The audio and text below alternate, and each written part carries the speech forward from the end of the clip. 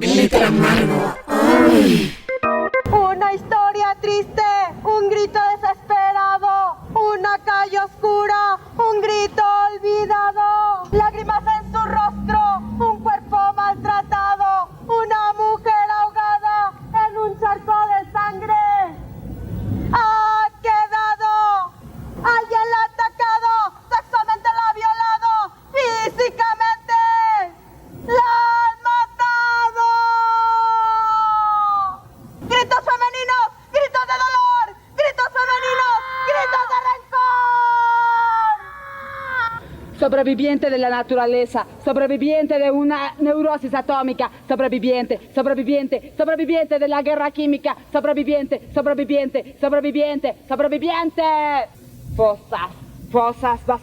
Fosas vacías, arraigadas de una raíz subterránea. El árbol de la naturaleza te señala la muerte convertida en polvo.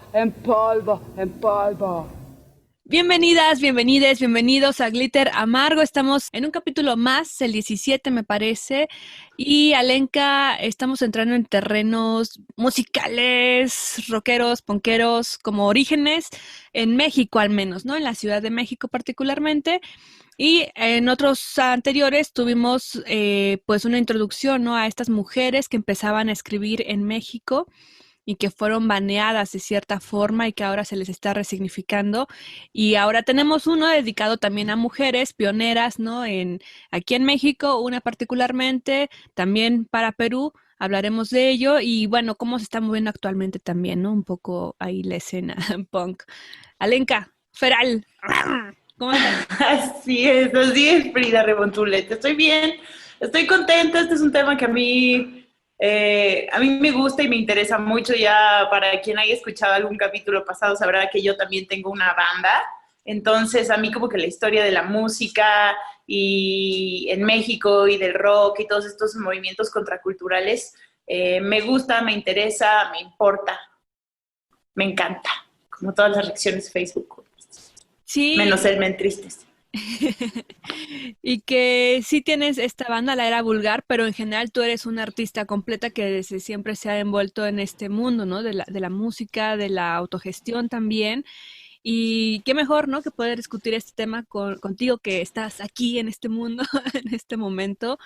Y también recordar, pues sí, las que fundaron ciertas bases para que ahora muchas mujeres puedan hacer sus bandas de lo que quieran, ¿eh? Del género que quieran, como quieran, ¿no? Porque antes pues era como más cerrado, ¿no? Poder hacer, o sea, que te escuchen, que te abran un espacio para grabar y ya no digas para presentarte, ¿no? Sí, así es, Free, porque además es muy interesante ver hacia atrás y darnos cuenta que en cuestión musical tenemos como unas baches,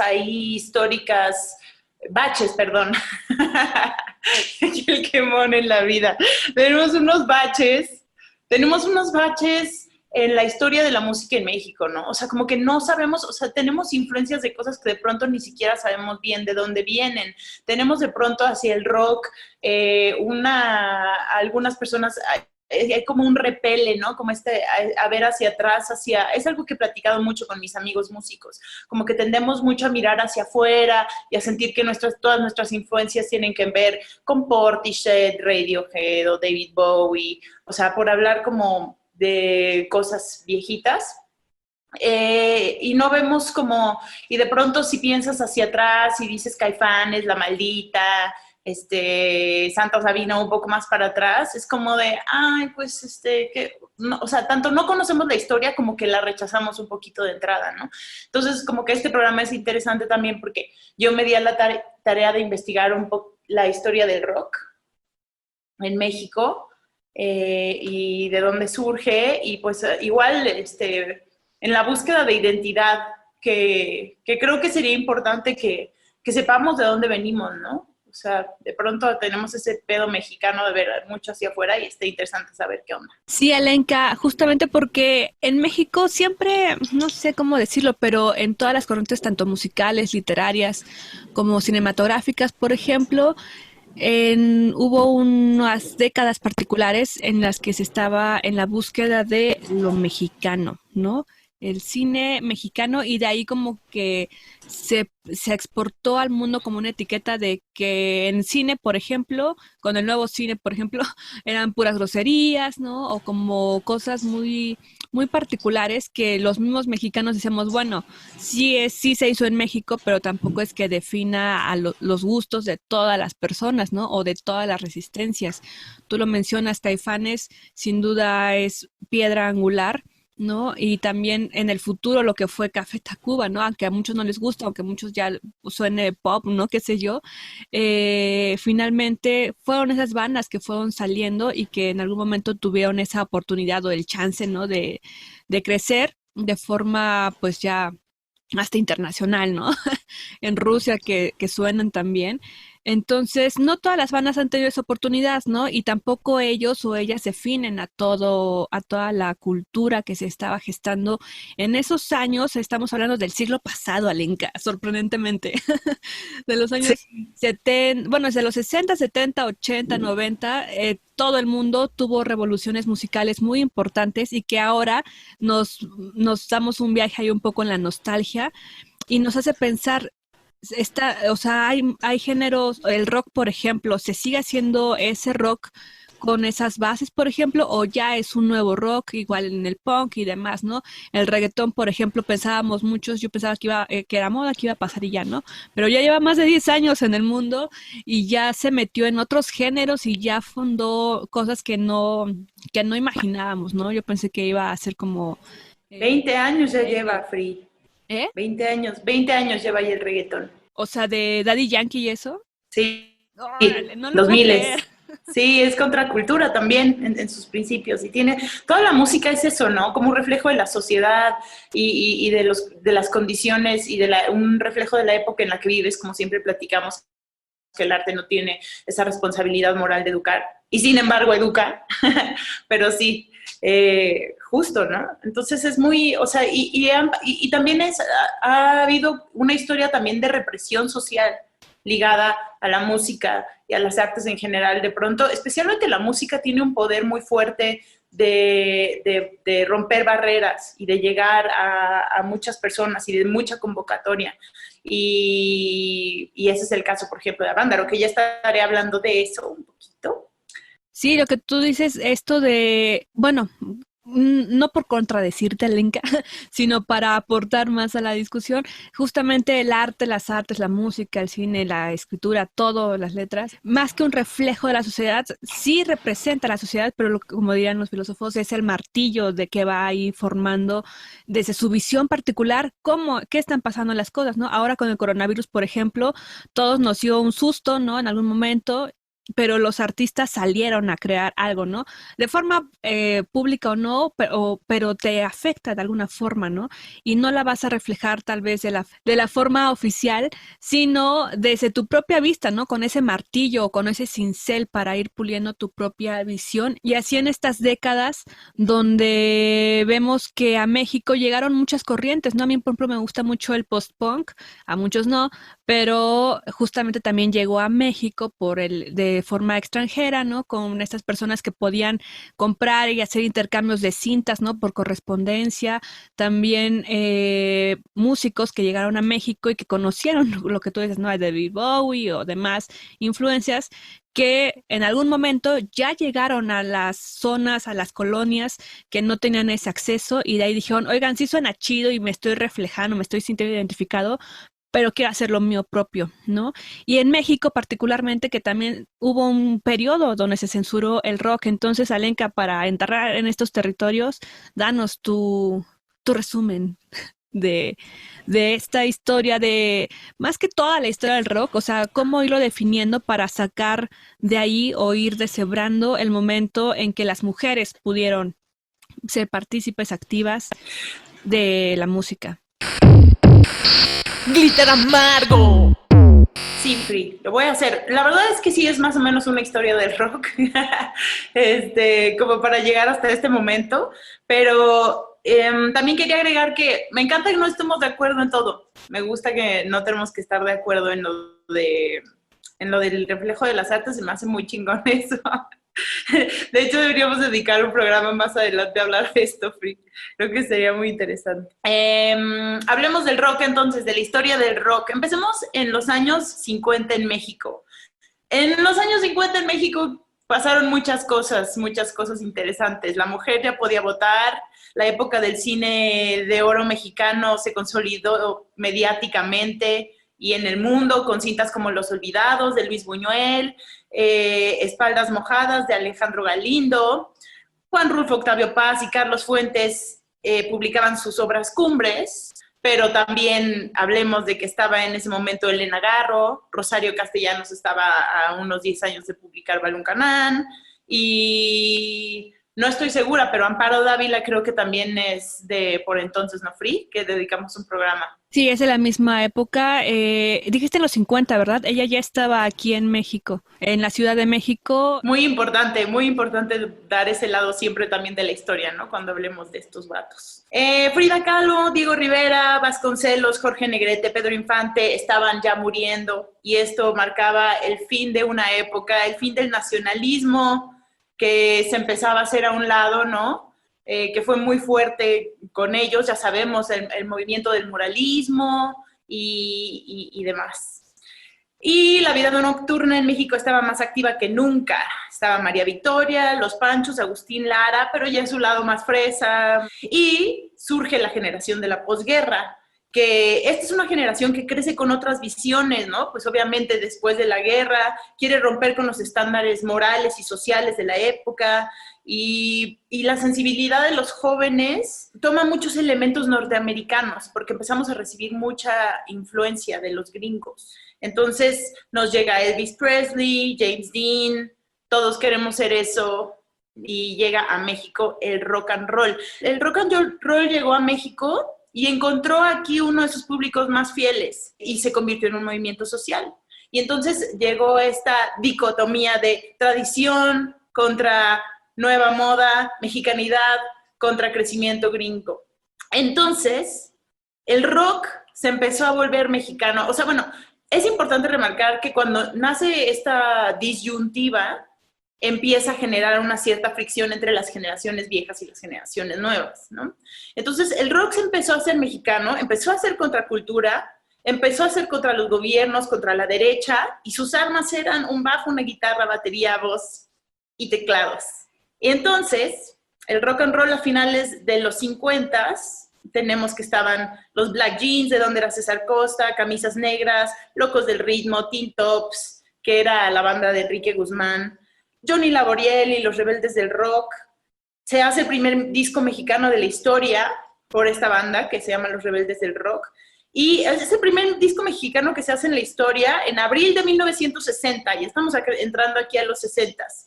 Y su sencillo Hiedra Venenosa fue un super hit de todo el mundo. Digo, en México, en la radio. Y que es curioso justamente esas influencias que nos mencionas del extranjero, particularmente de Estados Unidos, porque ese rock, ¿no?, que se vivía en esa época, en los años 50, fue contra el que dijeron la generación posterior, ¿no?, de los 80, así como de eso no nos representa nada, eso es papá soltero, ¿no?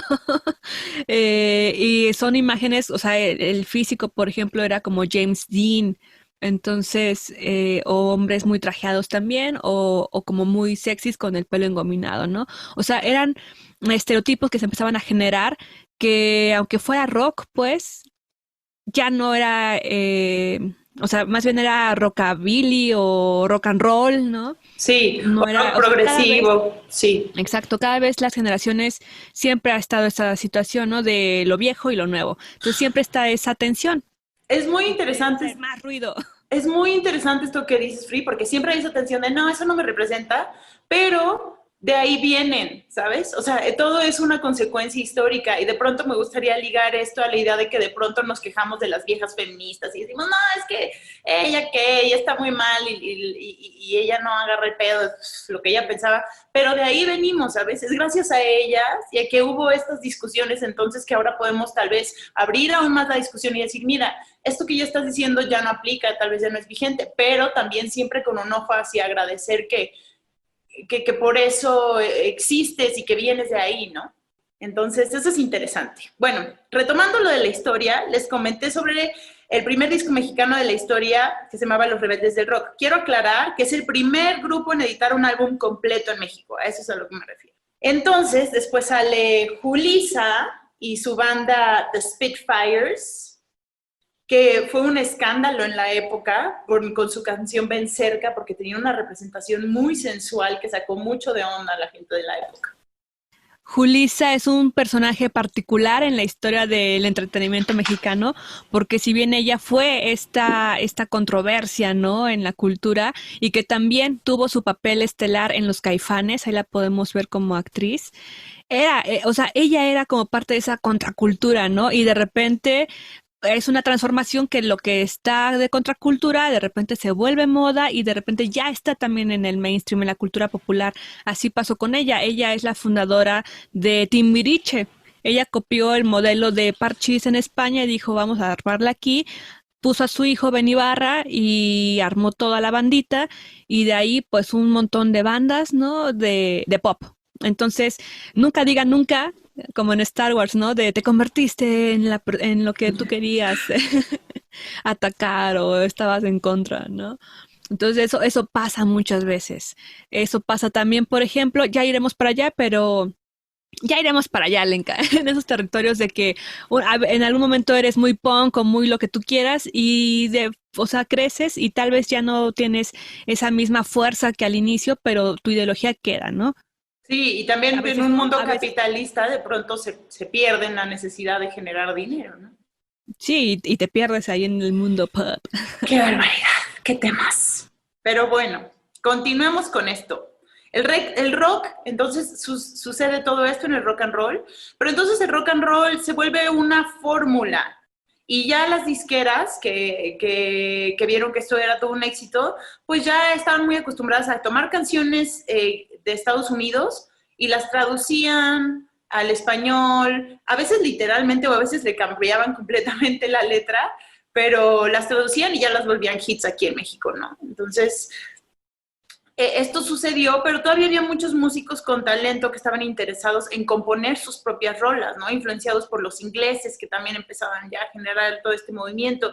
Y en la segunda mitad de la década de los 60s, las compañías discográficas dejaron de interesarse en las bandas y ya nada más tomaban a sus cantantes y los volvían solistas. Entonces todo empezó a fresarse y empezaron a darle prioridad en los medios a las baladas y demás, ¿no? Pero siempre hubo bandas rebeldes como los Johnny Jets, los TJs, que fue el primer grupo de Javier Batis, que fue muy importante en este movimiento del rock y que no dejaron que el rock and roll desapareciera. También surgieron las Mary Jets, que fue una de las primeras bandas de puras morras. Y el rock evolucionó por la influencia británica y del rhythm and blues. Surgió Three Souls in My Mind, que en los 70s, ¿no? También muy influenciados en esta onda de Jimi Hendrix y demás. Carlos Santana, que se muda a Tijuana para poder estar más cerca de los gringos porque decide que ese es como él va a poder como entrar a la música y hacer música en inglés y se vuelve un exponente mundial que cambia la ruta también del rock por sus influencias. Él es de Guadalajara, ¿no? Sí, pero se fue a Tijuana para poder dar el salto a los Estados Unidos más fácil. Que eso me parece también destacable en el sentido de que todo siempre se viene aquí a la Ciudad de México, ¿no? O sea, todo se centraliza en la escena de la Ciudad de México, porque pues sí, todo el siglo pasado, antes se le llamaba provincia, ¿no? Ahora son pues, los estados de la República y cada uno de ellos tiene diversas ciudades. Pero la meca, pues, para poder lograr algo era la Ciudad de México o antes el DF y es que vienen para acá. Pero Guadalajara aportó muchísimo a la música en todos esos años y bueno, ahora sigue, ¿no? Guadalajara siempre ha sido un buen exponente. Sí, Guadalajara siempre ha sido muy importante musicalmente. Pero entonces vemos que a partir de esto el rock ya empieza a evolucionar en sus influencias, ¿no? Y tiene influencia, pero por sus influencias anglo, el rock era visto como malo para los jóvenes, o sea, era como malo para ellos porque era transculturización, y esto era como muy mal visto también, ¿no? Entonces, se empezó a boicotear al rock porque y se empezó a boicotear al rock y se presentaba en lugares clandestinos. ¿Y quién era el enemigo del rock? El sector conservador, los medios y el gobierno, ¿no? Los tres aliados para variar. Entonces el rock se empieza a volver contracultura. Hubo una oleada en el norte, como tú mencionas, por ejemplo, de rock progresivo. Sale Peace and Love, entre muchos otros, y Baby Batis, que es la hermana de Javier Batis, que rompe con la imagen tierna de la cantante y también fue como muy revolucionaria porque era rebelde, ¿no? Porque era una imagen muy rebelde y mucho más libre de una mujer y era muy influenciada ella por Janis Joplin. Y entonces salen bandas como los Tuk Tuks, La Revolución de Emiliano Zapata, nace también más rock crudo en Guadalajara, Enigma, que es la primera banda de hard rock en México. Nace la banda Nuevo México, que es interesante porque es la primera banda de música experimental progresiva en América Latina. Hicieron un disco que era hecho en casa y fusionaba música sinfónica y raíces prehispánicas. A esto después se le llamó etno rock. Y les recomiendo que lo busquen porque es muy interesante. Ellos se conocieron en la Nacional de Música. Entonces surge uno de los sucesos más importantes de este género en nuestro país, que es Avándaro. El 11 y 12 de septiembre de 1971, en el pueblo de Avándaro, en el Estado de México, se da este festival masivo de rock en el país. Se supone que originalmente iba a ser una carrera de autos acompañada por un par de bandas, entonces por eso se llamaba Rock y Ruedas Avándaro. Pero al final terminó siendo nada más un concierto masivo porque se empezaron a unir cada vez más bandas al cartel y esto fue la culminación de la primera etapa del rock en México. Dicen que hubo más de 200,000 personas ese día. O sea, fueron tantas personas y fue tan inesperada esta convocatoria que se tuvo que cancelar la carrera de autos para dedicarse nada más al festival. Entonces, se presentaron Tinta Blanca, Three Souls in My Mind, Tequila, Bandido, Fachada de Piedra, Peace and Love, División del Norte, entre otras bandas. Y lamentablemente, fue el primer y último gran festival de rock en el país de la época, porque las autoridades estaban aterradas de haber visto la convocatoria que tuvo este festival, porque el rock sí podía convocar a tanta gente, podía armar un golpe en contra del Estado, porque ya había muchos movimientos estudiantiles en la época y ya había mucho alboroto. Entonces esto los aterrorizó y prohibieron eventos masivos de rock por 15 años en México. Los medios, o sea, dicen que fue muy pacífico y demás. Obviamente la gente se estaba metiendo todo lo de la época, LSD y marihuana, pero dicen que estuvo muy chido y al día siguiente los medios dijeron que fue una orgía de drogas y de sexo así terrible. Y hay una portada muy famosa que no recuerdo ahorita de qué periódico es, así como muy como de La Alarma, así con una morra desnuda, ¿sabes? Así como topless, y alguien así fumando y todos los güeyes alrededor de ella, así como de degeneración y no sé qué, en la banda. Ahí salió la frase de chichis para la banda. ¿Ah, sí? Sí, y pues bueno, ahora ya no le quedemos, por favor, pero de ahí surgió, ¿no? Y por eso fue toda esa como campaña negativa, ¿no? De ven cómo van a terminar sus hijas y todos se ponen bestias y así. Sí, entonces fue una campaña de desprestigio ahí terrible, ya sabemos lo que los medios son capaces de decir y de mentir. Y Luis Echeverría prohibió conciertos de rock y programar ese género en la radio. O sea, imagínate qué nivel de represión, Frida. O sea, que ya te digan que ya no puedes, es como, o sea, programar ese género en la radio, ya no puedes ir a conciertos, está prohibido de la noche a la mañana. Y pues no sé, se me hace muy fuerte. Entonces, pues el rock se escondió, pero no desapareció. Lamentablemente en esa época la balada se adueñó de la música, en la época en donde el rock era la época más fructífera de rock en el mundo entero. Y sin embargo aquí en México no hubo. Estaba José José y todo lo de la época. ¿Por qué? Porque fue prohibido. Entonces por eso hay toda una generación que no reconoce tanto el rock aquí, ¿sabes? Como papás de otras partes del mundo, porque les fue vetado y entonces la balada cobró mucha fuerza. Sí, que solamente podías acceder al rock de forma clandestina. Te tenías que ir al lugar, a cocheras, a Hoyos bares cerrados, funkies. pero, ajá, bares que abrían de noche, pero en la tarde eran las tardeadas, ¿no? Pero muy clandestinos. O sea, tenías que irte a ese mundo underground, subterráneo. O sea, ahí sí era literal, ¿no? Porque te podía caer la policía y te sacaban, te implantaban marihuana también. O sea, toda la represión que se daba en ese momento, ¿no? Si te veían caminando con unos jeans que ahora son tan comunes, también era como de, ¿tú qué haces por ahí, punk? ¿No? Te decían. Entonces, porque sí, la estética de esos años era el pelo engominado para los hombres y para las mujeres vestidos con la cintura ceñida y el cabellito bien peinadito con tu diadema, ¿no? Eso era el status quo.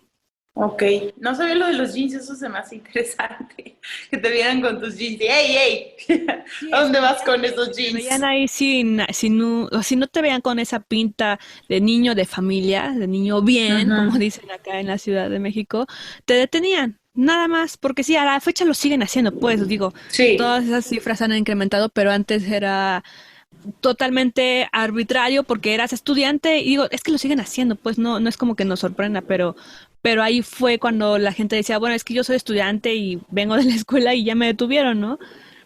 Y bueno, no había tantos desaparecidos como ahora, pero, pero empezaba todo ese show. sí, pues también por lo de los movimientos estudiantiles, ¿no? Los estudiantes se volvieron peligrosos para el Estado y por ende estaban vigilados todo el tiempo.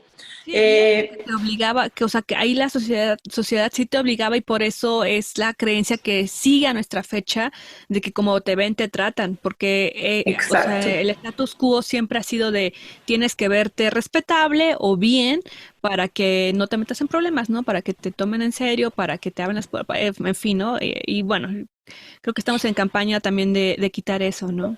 Sí, totalmente de acuerdo contigo. Pero entonces, justo como el rock estaba escondido, como tú dijiste, los conciertos eran solo en hoyos funkies, bandas tan importantes del rock anteriormente como la Revolución de Emiliano Zapata tuvieron que cambiar de género para sobrevivir, y entonces empezaron a tocar música romántica o amenizaban fiestas para sobrevivir, lo cual a mí me parece muy triste siendo músico, porque entiendo eso muy cabrón. Pero bueno, se resistieron bandas como Three Souls in My Mind, que hacían nada más música en inglés, pero a partir de esto empezaron a hacer música en español de protesta, ¿sabes? Hablando sobre la represión. Y entonces, pues Alex Lora, ¿no? Estaba en Three Souls in My Mind. Y generalmente uno piensa en Alex Lora y es como, o sea, bueno, no sé los demás, pero yo lo veo así como un güey así medio curioso y de pronto dije, no mames, Alex Lora es muy interesante, ¿no? Es muy interesante porque fue de esos personajes que gracias a él como que él siguió con la antorcha prendida. Entonces, pues llegaron influencias más pesadas como Toncho Pilatos, Pájaro Alberto, Sacrosaurio. A finales de los 70 surge Decibel, con música experimental, y surge el punk y el new wave con influencias de Reino Unido y Estados Unidos que llegaron a México. Esto fue en 1978 y se fundó Dangerous Rhythm, que es antecedente de Ritmo Peligroso, que es la primera banda punk mexicana en grabar un disco. Luego llegó Size con influencias de Bowie y para esta época el Chopo se consolidó como punto de reunión por ser el primer tianguis de música en el país. Y surgió Sombrero Verde, que es antecedente de Maná. Una década después Avándaro apenas empezaba, o sea, una década después de Avándaro apenas empezaba de nuevo el despunte en el rock mexicano. Y entonces en los 80s estaba Vía Láctea, que fue la primera banda de música electrónica en México. Y ellos lograron distribuir sus cintas por todo el mundo.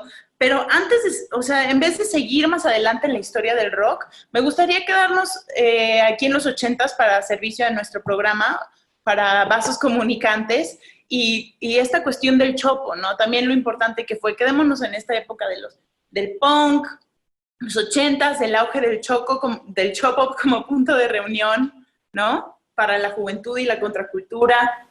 Así es, Alenka. Y bueno, justamente porque al ratito lo vamos a retomar, los centros que después pudieron retomar esta onda de rock que se empezó ya o sea, que ya no estaba tan perseguido cuando pasó un poco esa etapa de la censura, pues fue el mítico Rocotitlán, ¿no? Que nuestros papás nos contaban de él y a muchos no les tocó, pues a mí no me tocó ya, pero, pero era como el centro, ¿no? Y bueno, de ahí otros tantos más alternativos. Y ahora pues siempre ha estado esa situación, ¿no? De pocos lugares realmente para la concentración de jóvenes y es que siempre se ha tenido eso miedo, ¿no? Los jóvenes es como de, uy, ¿no? Miedo, ¿por qué? Porque es gente que de una u otra forma está buscando a dónde pertenecer y con toda la furia, con todo el coraje, con toda la energía física y mental también que tienen, lo pueden hacer, o sea, sí se puede mover ahí de forma masiva, ¿no? Y es por ello que justamente tuvo toda esta censura. Y ahorita que lo estás vinculando con el Chopo, pues sí, justamente les voy a contar una historia muy rápida, pero interesante de esa estructura que conocemos del Chopo. Es como un castillo de metal para quienes lo han podido visitar de forma presencial y si no, véanlo en internet, van a ver que es muy particular. Este se construyó en 1902, pero estaba en Alemania, en la ciudad de Dortmund, y de ahí lo desmontaron, o sea, lo desmontaron por pieza la estructura y se la trajeron a México, o sea, fue un intercambio, una donación, y llegó aquí en 1975 a la colonia San Rafael, y se llama Museo Universitario del Chopo, pues porque estaba ahí en la calle que antes se llamaba Chopo, justamente. Y bueno, siempre he estado a cargo de la UNAM y de ahí un día a cargo de esta directora Ángeles Mastreta, era quien estaba dirigiendo el Chopo en esa época. Ella dijo, bueno, vamos a hacer un mes que sea, bueno, ese museo siempre ha tenido como base la contracultura, unir a los jóvenes y demás, ¿no? Entonces dijeron, vamos a hacer un mercado cultural, ¿no? Un tianguis de música, más bien. Y eso iba a ser el 4 de octubre, el 4 de octubre de 1980. Y dijeron, bueno, solo va a durar este mes y ya, ¿no? Como un tianguis cultura, como un tianguis de música. Después de que pasó este mes, dijeron, oigan, esto se puso muy bueno, ¿qué vamos a hacer, no? Entonces, los vecinos de ahí, de la Santa María de la Ribera, dijeron, ¿saben qué? Pues no nos late que esté esta banda por acá, ¿no? Y entonces tuvieron que, de ahí, del 80 al 87, estuvieron de forma itinerante ese mercado. Se fue ahí a la San Rafael, a las calles cercanas. Luego se fue a un estacionamiento en la San Rafael, luego se fue a la Facultad de Arquitectura en Cegú, luego se fue también a el kiosco Morisco de la San Rafael y finalmente en el 87 los mandaron a Buenavista, la calle que conocemos la mayoría de los que están en este mundo, ¿no? Como de la subcultura y demás. Y si no, también ya es muy conocido este mercado en la Ciudad de México, que está al lado del Mercado Buenavista, de la estación de el suburbano y también actualmente de la Biblioteca Vasconcelos, un proyecto ahí medio extraño de Fox, me parece, ¿no? Que si hundió esa biblioteca y demás, pero bueno, actualmente ya también es muy importante esa biblioteca y es ahí donde lo encuentran todos los sábados de 11:30 hasta las 17 horas. Ahorita con la pandemia no sé si se estén poniendo poquitos o qué sé yo, creo que sí porque la resistencia existe, entonces bueno, pero es así que se fundó ese mercado, ese tianguis cultural de El Chopo y que ha sido la base, los cimientos para toda la generación de la contracultura mexicana que se ha generado, ¿no? De que ya muchos especialistas dicen que está mal decir contracultura, ¿no? Porque todo finalmente es parte de la cultura, pero nos referimos en el sentido de que van contra el status quo. En este sentido, ¿no? Contra el mainstream o lo que está muy bien aceptado en sociedad. Entonces ahí fue que justamente inauguraron un espacio, un escenario ahí muy pequeñito hacia el fondo de la calle a la izquierda y ahí tocaron muchísimas bandas y el punk tomó fuerza y también se hacía muchísimo intercambio, o sea, ahora vas con dinero y compras, ¿no? Y son pocos los locales que te dicen que hagamos trueque, pero antes se hacía eso y así se fue generando esa difusión de la música internacional, nacional, latinoamericana con los que estaban aquí. Te doy esta cinta, me das una cinta, te doy este fanzine y te doy una playera, o sea, como esas cosas, ¿no? Yo creo que es algo muy padre cuando lo puedes vivir, ¿no? Del trueque y el intercambio. Y pues así surgió esta escena punk particularmente, pero justamente en el punk es otro tema también, hay tres corrientes al menos, ¿no? Pero una de ellas son los que son ultraviolentos, ¿no? El destroy, y que la mayor es la parte de lo que jalaba a la gente, ¿no? A los jóvenes de esa época que al estar en situación de pobreza extrema, porque es que o sea, el sismo que sacudió a México, la represión de la que se venía también, o sea, eran muchos factores unidos para que muchos jóvenes se encontraran sin un hogar estable, sin un hogar físico, porque también fueron desplazados a ciudades que eran basureros, ¿no? Digo, la colonia El Hoyo, que es una de las más peligrosas aquí en la Ciudad de México, fue por eso, porque ellos eran originarios de Tepito. Con el sismo del 85 se derribó el centro de la Ciudad de México, y como el gobierno dijo, pues no tenemos dónde ponerlos, se fueron hacia esa zona a invadirla literal, ¿no? Entonces, bueno, actualmente es una de las colonias más peligrosas, El Hoyo, pero de ahí surgieron pues muchos chavos que estaban en búsqueda de identidad, de crecer para un lado o para el otro, pero finalmente eso es el sentimiento de la juventud, ¿no? De tener una identidad, de saber quién eres, de qué te gusta, ¿no? Y sí, siempre eso es casi innato al ser joven, ir contra lo que te están diciendo que tienes que ser. Entonces de ahí pues toda esa banda de Nesa, de Ciudad Satélite, de Santa Fe, que antes eran los tiraderos de basura, de la Gustavo Madero, de la Jusco también, de varias colonias. El sur no era tan famoso, pero sí bajaba bastante bandita al Chopo. Es donde se juntaban, en ese tianguis. Y es que así se fueron haciendo estas bandas. Y bueno, retomando lo de los Punks Destroy, pues era ese sentimiento de odio, ¿no? Y de me paro los pelos y demás. Pero sí, sin un objetivo claro, ¿no? Sino de destrucción, de me drogo, tomo un montón, le golpeo a mi novia. Y esa fue una imagen que se fue generando también. Y también que veo yo ahí la idea del slam, ¿no, Free? O sea, de ir a un concierto y entrar al slam es como, es ahí sublimar todo ese desmadre, ¿sabes? Toda esa energía, esa violencia, esa necesidad de fugar toda esta frustración, ¿no? De esta generación que correspondía a un país con todos estos problemas y sin posibilidades de un futuro, ¿no? Entonces... Sí. Y es lo que sí. ahorita nos vamos a retomar con Zappa Punk, que decía, pues es que el slam no existía aquí en México, ¿no? O sea, con el punk fue que nos empezamos todos a madrear y vimos qué show, ¿no? Y es eso, o sea, sacar esa situación, pero muchas eran las novias de el punketo, la novia de, o sea, era esa situación que ahora queremos cambiar, y se enfrentaban a esa violencia, ¿no? Donde cuando se reunían a tocar y demás, todo era destrucción, y ellas era como de, oigan, también queremos participar, cantar, hablar, o sea, estar aquí, no nada más en las novias. Y era como de cállate, ¿no? Y eran muchas mujeres golpeadas que justamente se dieron cuenta como de, oigan, pero esto no, o sea, sí está bien que me lata esta onda, pero no es lo que estoy buscando. Yo también quiero expresarme. Y me lo están pues negando, ¿no? Censurando, prohibiendo mi propia banda. Entonces, ¿esto de qué se trata? Y es que entra también la corriente de la anarquía dentro del punk. Y esa pues tiene justamente una ideología de crear, de libertad. Y es donde se enfrentan estas dos situaciones, ¿no? De yo nada más me quiero drogar y destruir y demás. O los otros que tenían esta idea ideológica y también le entraban un poco a las drogas.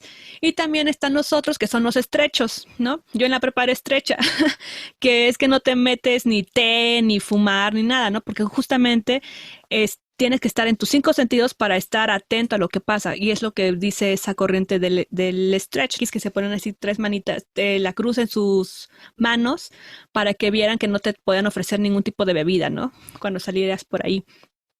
De que tú quieres estar en tus 5 sentidos sin desviarte, ¿no? Porque justamente aprendimos de los hippies que las drogas te hacen pensar mucho y te hacen querer protestar, pero al final te dejan tirado pensando en un viaje en el sillón, ¿no? No te dejan realmente ser activo. Entonces, bueno, por ahí va la corriente de los estrechos, y de ahí es que el punk toma varias vertientes, ¿no? Los destroy, los más o menos anarquistas y los estrechos, o sea, muchas cosas. Y dentro de esa corriente es que las mujeres empezaron a formar sus colectivos, justamente.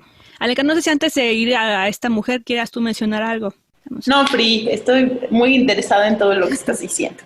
Y bueno, para estas épocas de los años 80, en Estados Unidos estaba gestionando el movimiento Riot Girl, o GRRR, que justamente eran mujeres, es que es el mismo, o sea, es cuando te das cuenta que está pasando las mismas situaciones en varios puntos del mundo y que solamente es cuestión de que se conozcan entre ellos para que se haga el movimiento mundial, ¿no? Como ahora lo estamos viviendo también con el feminismo en la cuarta ola, que de forma digital pues nos estamos encontrando mucho más rápido de lo que antes era, pero antes también lo hacían por cartas, por vía postal y demás. Glitter amargo. ¡Ay! Justamente con estas influencias es que aparece una mujer muy particular que nació y creció en la GAM, en la Gustavo Madero de la Ciudad de México, y que dice, yo me salí de casa desde los 12 años, ¿no? 12, 15, o sea, yo era esa morrita, ¿no? Que no me podían controlar, que me encantaba la calle y que me fui a la calle, ¿no? Entonces, ¡Qué punk!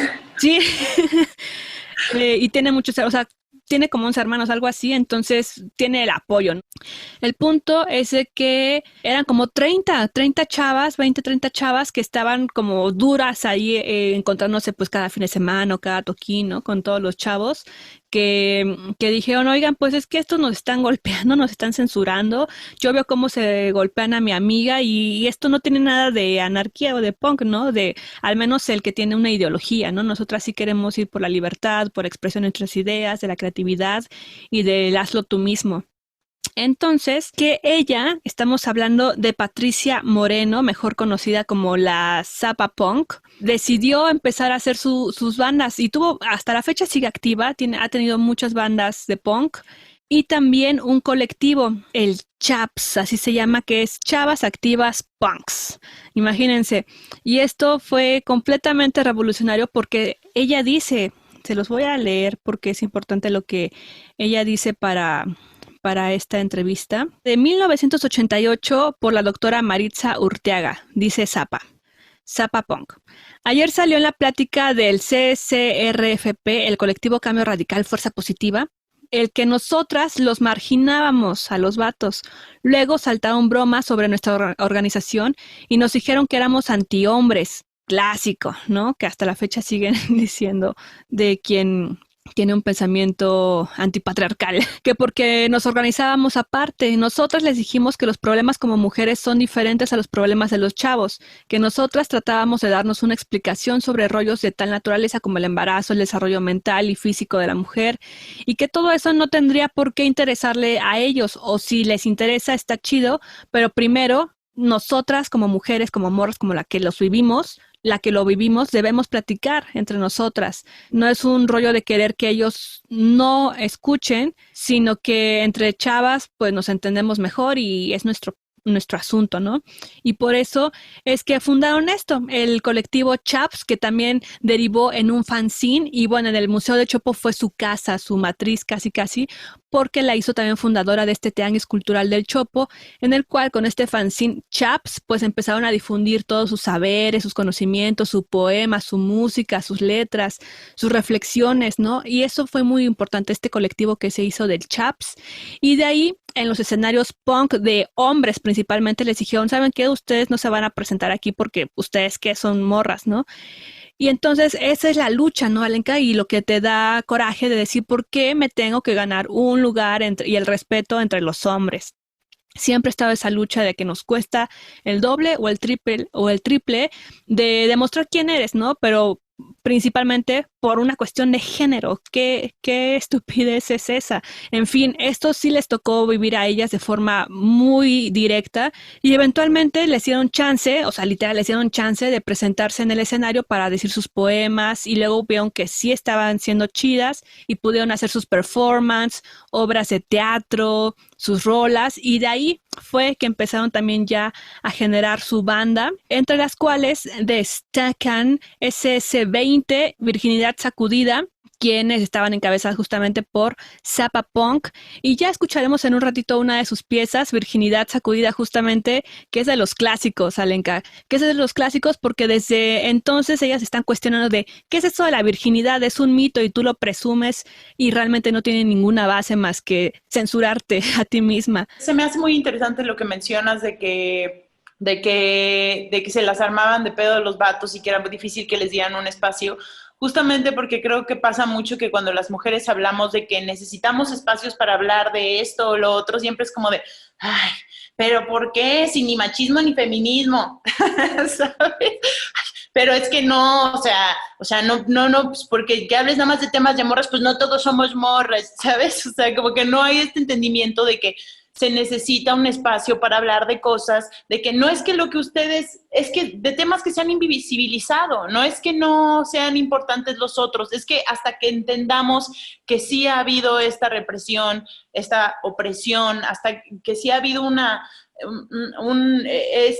esta diferencia, ¿no? En el trato, las cosas no pueden cambiar.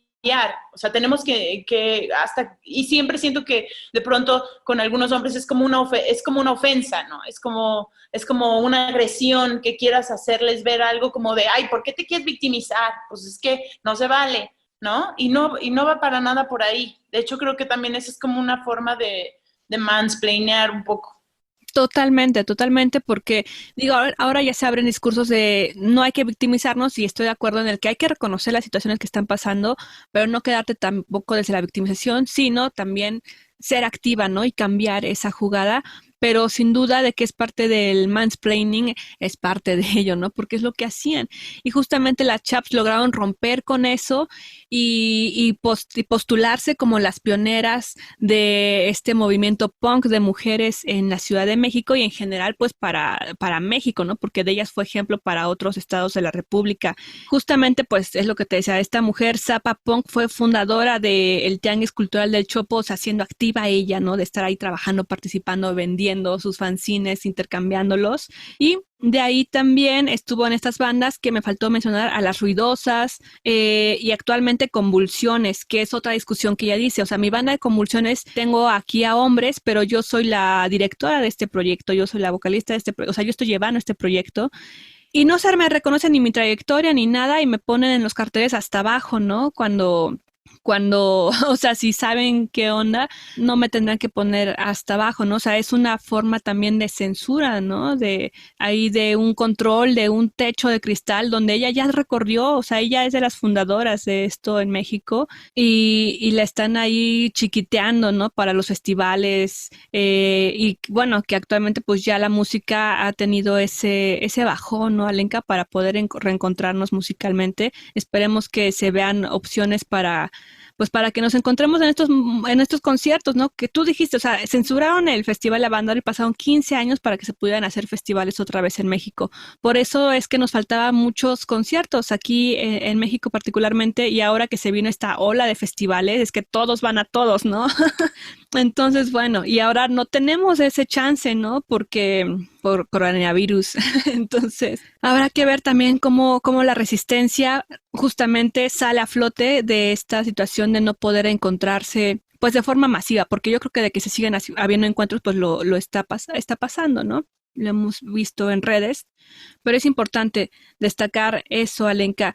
Y bueno, aquí Zappa Punk pues es de las mujeres que sigue activa, que sigue en esta resistencia y que no solamente está perdida aquí en este mundo de México, en este país, sino que también en América Latina empezó a haber una muy buena repercusión del punk. Por ejemplo, en Perú, que estábamos hablando, Alenka, no sé si tú quieras irte para estos terrenos, con una de las mujeres más importantes también del punk en Perú y de América Latina, que fue secuestrada incluso. Sí, pues yo no estaba consciente, pero la historia del punk en Perú es básica para entender la historia del punk en América Latina. Pero si quieres, Free, empecemos por la historia de María Tata, esta mujer punk peruana. Sí. Glitter amargo. Las mujeres damos la vida, cantémosle a la vida. Y para cantarle a la vida un número muy especial, de rock subterráneo, María Teta y el conjunto Empujón Brutal. Aquí, desde el mismo escenario de los hechos, desde el órgano femenino más grande de todo Lima, queda con ustedes el grupo Empujón Brutal. Grupo que practica el estilo liso y musical. Como... ¡Y que la mierda México, men! Todo el día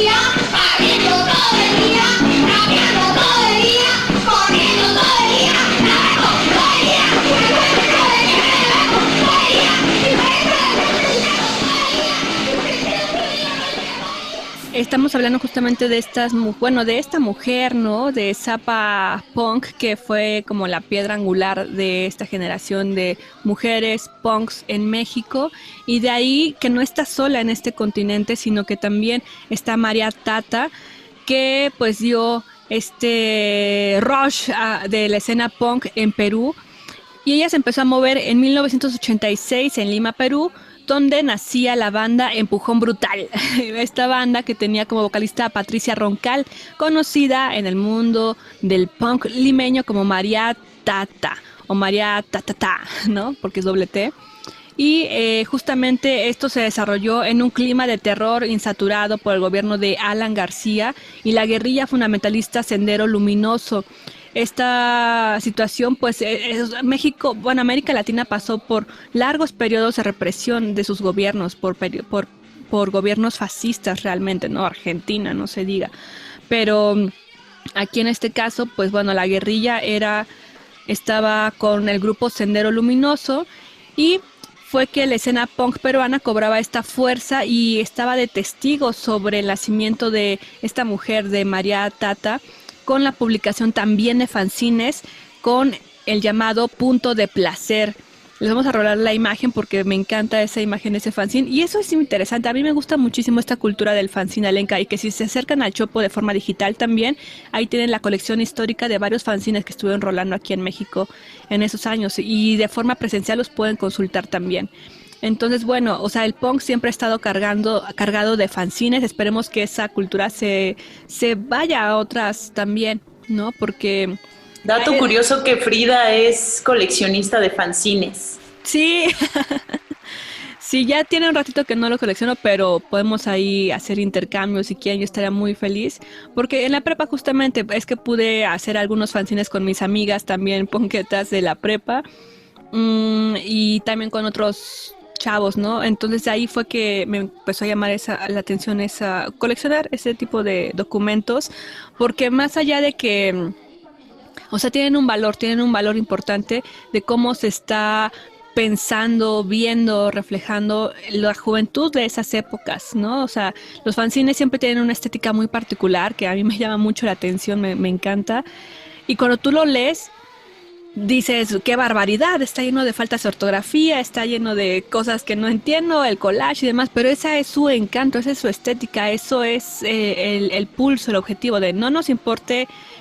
Ahorita la educación no nos importa, la que nos dieron. La educación que queremos escribir en este fanzine es la que nosotros estamos gestionando, lo que nosotros nos estamos dando cuenta de las cosas, ¿no?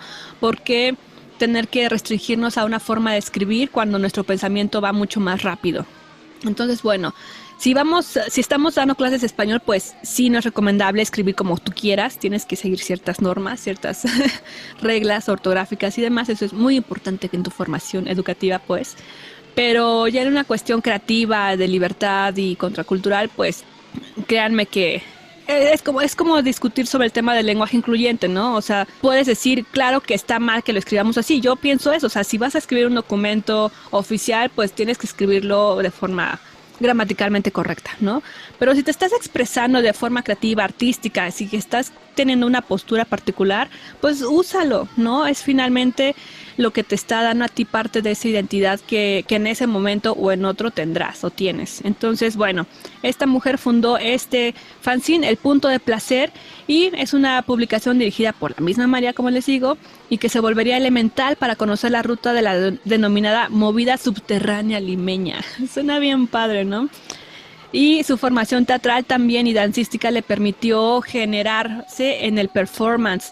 Entonces también yo creo que ha de haber videos por ahí muy, muy, muy oscuros de ella bailando, haciendo performance y demás. Esta situación de pues lo que estaba pasando en ese país, en Perú, es que empezaron a haber bastantes reprimendas hacia todos los jóvenes nuevamente, y María Tata cobró mucha notoriedad, fue como un punto ahí rojo que dijeron vayan por ella, porque pues como una mujer está moviendo a estas mujeres, ¿no? Y en general como ese movimiento está uniendo a varios chavos que finalmente pues son el foco para ser recluidos en estas guerrillas, ¿no? Entonces es por ello que empezaron también a censurar y pues con todo la policía, el Estado, a oprimirlos. Y bueno, con toda esta movida del Estado y de las resistencias es que en 1986 María Tata fue secuestrada por las fuerzas antiterroristas peruanas, acusada de tener nexos con la guerrilla, y fue llevada a las instalaciones de la DIRCOTE, que era la Dirección contra el Terrorismo, para luego ser torturada, y esta experiencia la dejó plasmada en una de las publicaciones de Punto de Placer, y fue que en entrevista para Álamo Pérez Luna en el 96 dijo lo siguiente. Les vamos a pasar también la liga para que puedan ver el artículo completo en poli.com.mx.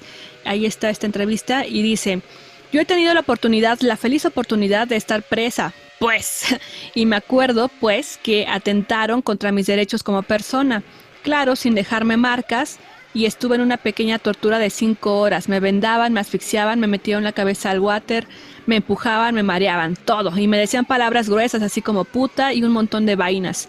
Pero dentro de mí yo me reía porque esa agresión está en todas partes, en los mismos conciertos, tus mismos patas, amigos, te dicen todo eso, ¿no? Y bueno, ahí termina ese fragmento de la entrevista. Y qué nos da a decir, ¿no? O sea, es que parece que esas cosas nunca han evolucionado, ¿no? Seguimos luchando por lo mismo, o sea, te insultan y para ti es como de, obviamente sí es un insulto, pero ya ni te afecta en el sentido de que lo escuchas tantas veces de un sistema patriarcal que más bien te lo reapropias, ¿no? Y bueno, ya para 2012 María Tata también empezó a salir de la escena y se mantuvo ya hasta la fecha falleció, pero se mantuvo de 2012 ya con bajo perfil. Bien, entonces Alenka, oye, ¿qué te parece si también escuchamos un pequeño fragmento de Zappa Punk? Porque ella también, ella es música, es activista, pero también es poeta, le entra ahí a la escritura. Y la encontramos en un documental. Este documental es, pues sí, ya del siglo pasado también, y vemos a una Zappa Punk entre sus años 30, tal vez 29, yo creo, y la vemos. Este documental me parece muy, muy, muy bello, se llama Gritos Poéticos de la Urbe, y es una compilación donde entrevistan y ven ¿cómo diríamos?, en su estado libre a mujeres poetas, mujeres artistas que dan sus opiniones sobre el patriarcado, sobre la cultura, sobre lo que ellas están pensando en ese momento y también de su ser en expresión, ¿no? Y ahí vemos a esta Zappa Punk joven, que no encontré cómo se llama este poema, le preguntaré ahí por redes sociales, que le acabo de agregar, pero escuchémosla, ¿no? Cómo se expresaba en esta época. ¡Cerca del año 2000! ¡Cerca del año 2000! Observa a tu alrededor, observa a tu alrededor, observa a tu alrededor. Cuerpos cabizbajos, mentes encarceladas. Cuerpos ultrajados, mentes maltratadas.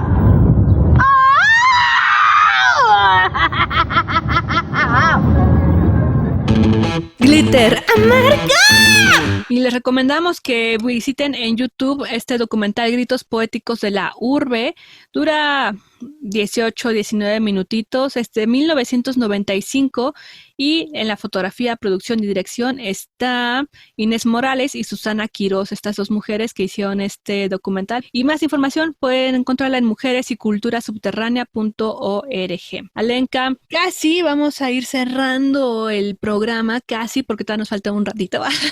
Pero, ¿qué te parece si empezamos a hablar de estos centros culturales, ¿no? Actualmente ya es imposible poder mencionar a todas las bandas, ¿no?, en 5 minutos, pero afortunadamente ya hay muchas bandas de mujeres que están armándola, que están sacando, y si no completamente por mujeres, que mujeres están entrando en la música, que mucho tiempo les fue, pues, prohibido. Bueno, no prohibido, pero sí vetadas, ¿no?, más planeadas.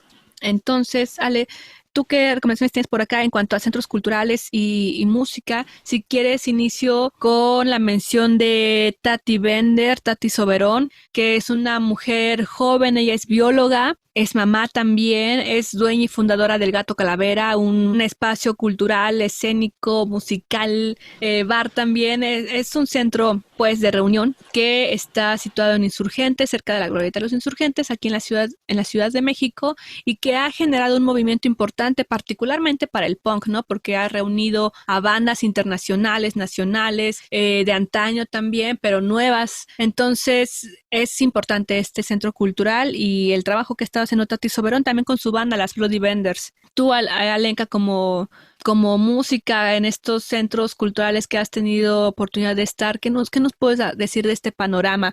Por ejemplo, el Alicia, ¿no? Que tantos años tiene, tan querido, tantas veces cerrado también por cuestiones de gobierno de la Ciudad de México y demás.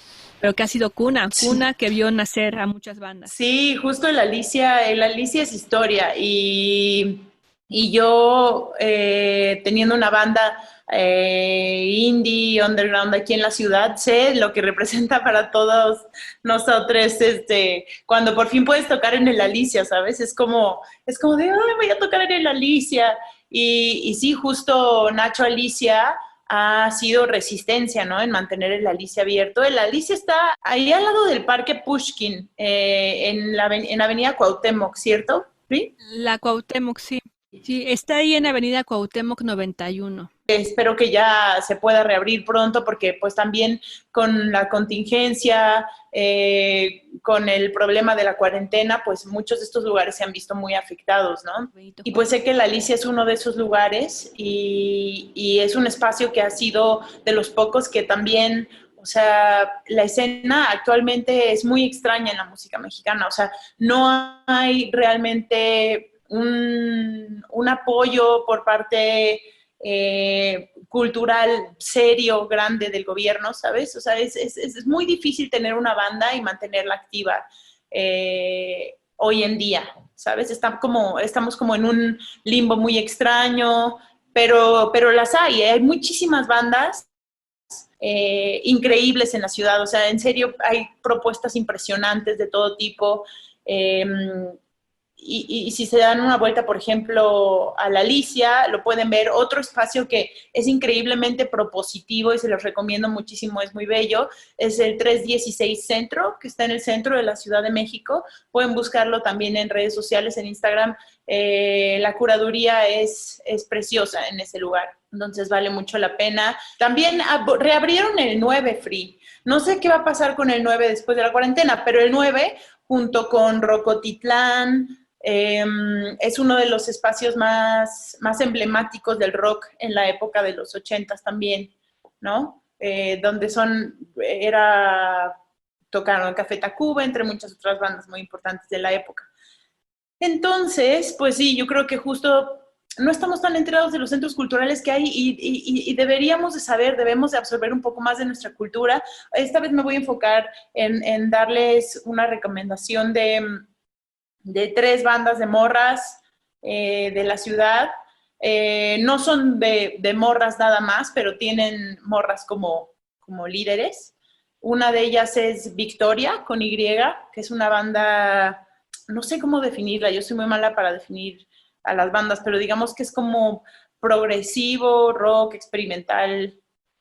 Búsquenla, pueden encontrarla en Spotify, pueden encontrarla en YouTube, en todos lados. También una banda que me gusta muchísimo, que les recomiendo mucho, es Balgur. Balgur con B chica, son de Oaxaca. Y a ti te gustaría mucho Balgur, Free. Estoy segura que te encantaría. Y además es una rola que tiene letras que siento que las mujeres como que nos llegan de una manera chingona. También les recomiendo a Doña Macabra, que es una banda que apenas está empezando, pero también tiene una propuesta bastante interesante y extraña. Bueno, también les recomiendo mi banda, La Era Vulgar, ya que yo también soy una mujer vocalista. Esta es mi banda. Pues bueno, esas son mis recomendaciones por ahora. Yo, ahora que subamos este programa, voy a procurar en las historias hacer una lista mucho más extensa. Luego tengo mis bloqueos mentales, porque hay muchísimas bandas, pero en serio les invito a que exploren música mexicana. se van a sorprender muchísimo de lo que hay ahorita. Sí, que no les dé miedo buscar a cosas nuevas ahí en terrenos un tanto oscuros o sin tantas vistas o que les quede un poco más allá de la Roma y Coyoacán, ¿no? O sea, que empiecen a buscar estos lugares alternativos también. Y pues ahora sí estamos cerrando. Alenka, ¿qué te parece si cerramos con Virginidad Sacudida, justamente de Zappa Punk, con este grupo de Secta Suicida 20, SS20? Es muy rápida, es punk, entonces bueno, vámonos. Esto es parte de su LP que sacaron, el único LP que sacaron homónimo. Entonces bueno, y es de culto ya, está en YouTube, se lo vamos a poner también, todo este álbumcito, pero vámonos con esto, que es un buen statement, Alenka. ¡Vamos! Esto fue Glitter Amargo, yo soy Frida Rebontulet y... Yo soy Alenka Feral, gracias por acompañarnos hasta el final del programa. Les queremos mucho y hasta la próxima. Saludos libertarios.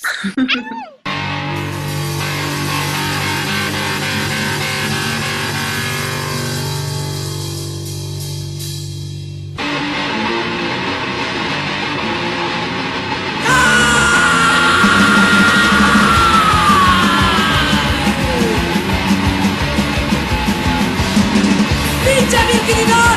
¡Virginidad sacudida! ¡No estás podrida! Movimiento brusco, virginidad sacudida, sin valor, algunas la tienes, otras ya la pierden, ¿para qué presumes si de nada sirve? Virginidad sacudida, tú no estás podrida, virginidad sacudida, no estás podrida. Te catalogas sexualmente, estúpido y exige que te cataloguen mentalmente. Virginidad sacudida, tú no estás podrida, virginidad sacudida, no estás podrida.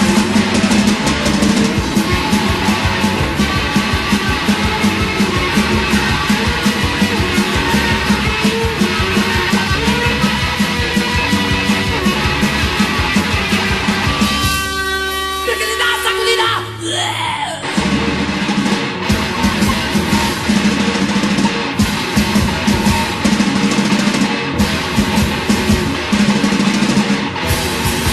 Virginidad sacudida.